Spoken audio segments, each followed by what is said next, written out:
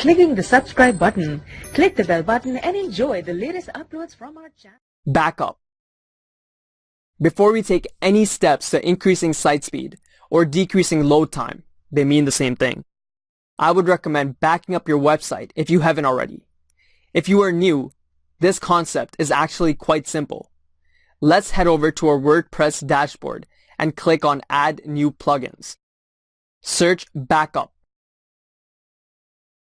Now there are many free choices to pick from. I would personally recommend picking this one, Updraft Plus. It is the most recommended by other professionals, and having experience with other backup plugins, this one is the simplest to use. So go ahead and download it, and then activate the plugin. Head over to the plugin settings and click this button. Guess what? You are done.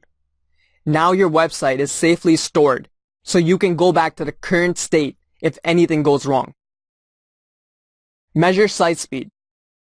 Just like we did at the beginning of this section, before making any modifications, let's get an idea where we're starting with site speed.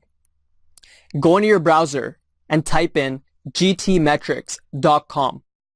GTmetrix is a free tool that analyzes page speed performance and generates a score for your pages. The website also points out helpful suggestions on fixing your site speed. So, what's your score? Write it down somewhere safe, or take a screenshot of the entire image and share it with the class using hashtag #FirstSiteSpeed.